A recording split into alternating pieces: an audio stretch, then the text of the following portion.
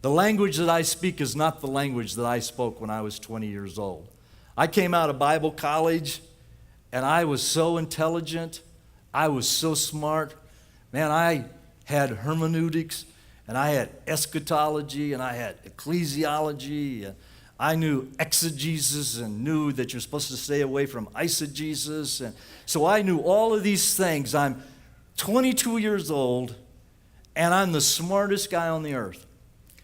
And this is what happened to change all of that. I went to Teen Challenge in Philadelphia, and this is 1968. So this is the height of the hippie movement.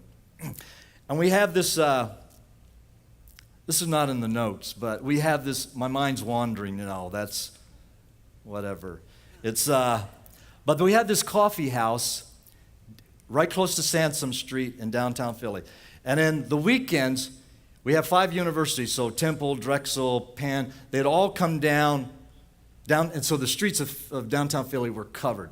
And then you had the druggies, and then you had the prostitutes, and you had the gang members, and you had the intellectuals, and so you had all of these people. Okay, I went to high school in Montana. I went to Bible College, Prairie Bible Institute, north of Calgary, Alberta, in the middle of nowhere, and we weren't allowed to read movies. We weren't allowed to smoke, drink, chew, play cards.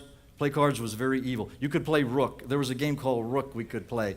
But you couldn't play cards because Jesus was a joker and Mary was the queen of spades, or I don't know how they got all that stuff. So you couldn't play cards and stuff. So it's like I didn't know anything about the culture I was going. I'd never seen a row home. So the first night, Mickey and I, we have a house in Kensington. I walk outside, and this guy's smoking. It's like, man, that's a weird cigarette. That must be a homemade cigarette, Man, that smells like burning rope. What's that? What kind of flavored tobacco? He's like, oh, man, this is weed. I said, man, you're smoking weed. Where'd you get that? And it's like, I didn't know anything. So I'm going down. I'm sitting at the table, 9 o'clock at night. I got my Bible. I got the Roman road. I know how to lead people to Jesus. I'm just thinking this is going to be easy, man. It's like, lambs before the wolf, man. I'm the man of God, and these people so I'm just kind of imagining how this thing's going to turn out. It's my first night there. So they come in, it's just like pounding in, we got coffee and donuts, so the kids are outside, and they're coming in for the coffee and donuts, and so these 2 guys from Drexel come and sit down at my table. And so we're just like chit-chatting. And all of a sudden, these guys start getting into Freud and Nietzsche and Sartre and existentialism. And I'm going like, huh? I've had 4 years of school. I never heard of Freud. I never heard of Nietzsche. I never heard of Sartre. Existentialism, what? I had never heard the word existentialism. I didn't even know what these guys were talking about. So my little Roman road, Romans 1:23 says, for all have sinned and come short. It's like I couldn't even get into the Roman road. I was so confused. My mind was so overwhelmed by the power of human philosophy that was coming out. I went back to my room that night and I said, I have just spent 4 years in Bible college, and they have told me I've spent all of this money and I've been trained to communicate to my generation, and I don't even understand what my generation is saying.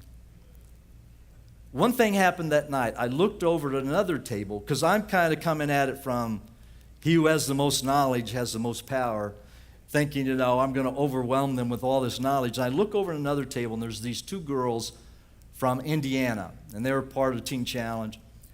And they're sitting there, and I'm noticing all of the people are going there. So there's this ex-Catholic priest who's bringing in, he's a pimp, and he's bringing the prostitutes, and there's a couple of druggies out there, and they're all like stoned.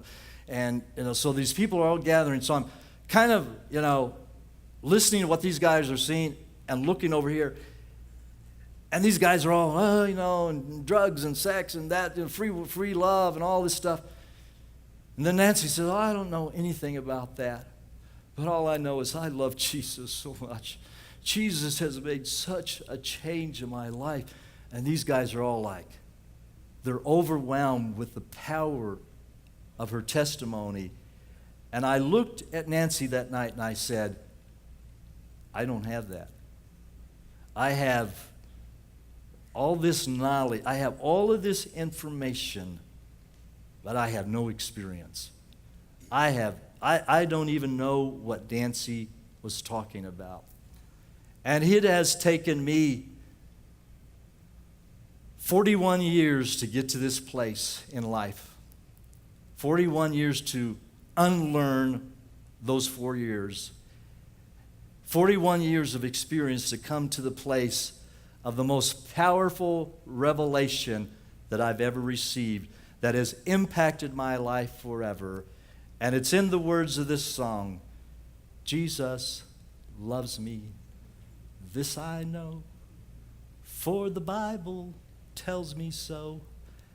This is the most powerful truth that men and women need. They don't need our existential knowledge. They don't need our philosophy. They don't need all of our powerful wisdom. What they really need is to somehow experience God and the words that He has given to us to communicate to them. Now, there's a lot of people in the world, so God has to have a lot of books, because not every book will be the right person, but every one of us are a book.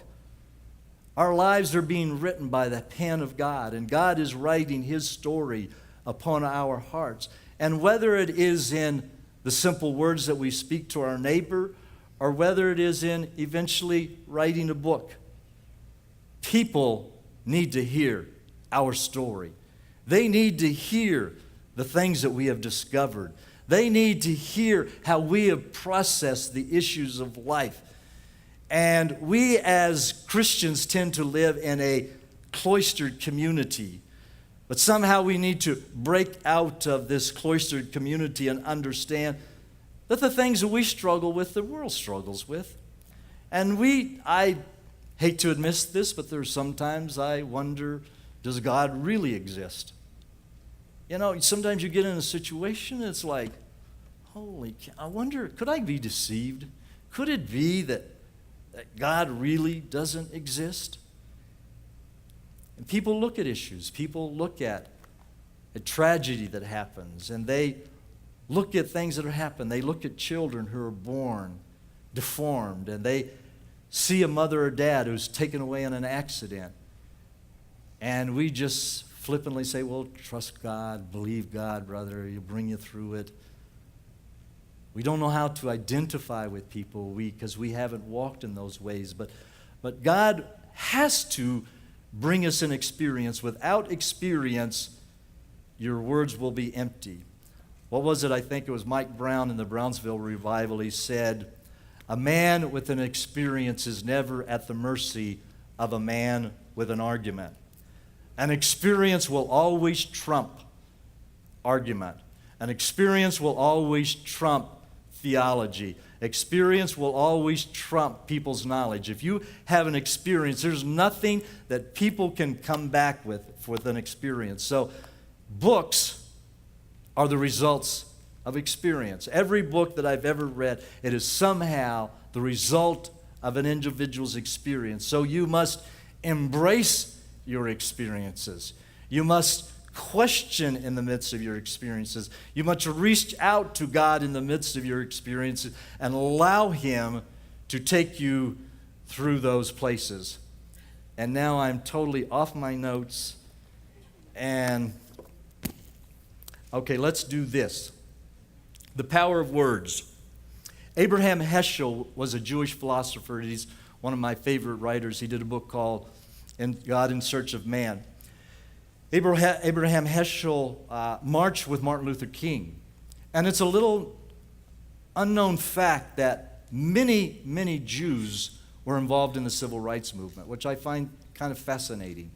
But Abraham Heschel was a pacifist, believed in the rights of all men, and so him and Martin Luther King were great friends. Towards the end of his life, Heschel was writing to his daughter, and he wrote these words. Words create worlds.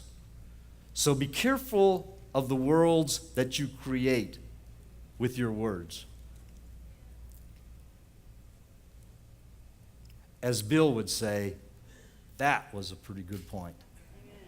But our words do create worlds. Think of what a parent does with a kid, You'll never be that. He's just created a world for that kid that he will grow up in, and rejection and doubting his abilities. So our words, either positively or negatively, create worlds for other people. And that's why we have to understand the power of the word. I believe in the power of words. My life has been impacted negatively by the power of words, but it has also been impacted dramatically and positively by the power of words. And so the words that we speak, and that's why one of the writers of the scriptures talked about being slow to speak, because there is power in the tongue and there's power in the pen. And so we want to make sure that the words that we're using are creating worlds for people that will make their gifts come alive, will make their passion fire up again, will make them fall in love with God all over again, will make them want to embrace the things that you're experiencing. So it's almost like in search of the words that will communicate the things that we were saying. So words are our trade. My dad was an electrician, and he had his tool belt. And he had the wire cutters and all the different tools in it. My uncle was a plumber, and his tools were totally different. Pipe wrenches. Carpenter's tools are very different. Mathematician, his tools are numbers. For writers, our tools are words. So if we have a very skinny vocabulary, we will be limited in our ability to communicate truth. Now, God will use what we have, but I think it's important to try. If you want to be a gifted writer, if you want to be good at your trade, if you believe God has called you to write, then you better increase your vocabulary. And how do you do that? Well, first of all, you can do it. And I'm kind of a whacked out kind of a guy, but by my bedstead I have, what I have right now, I have a Robert Ludlum book I'm reading.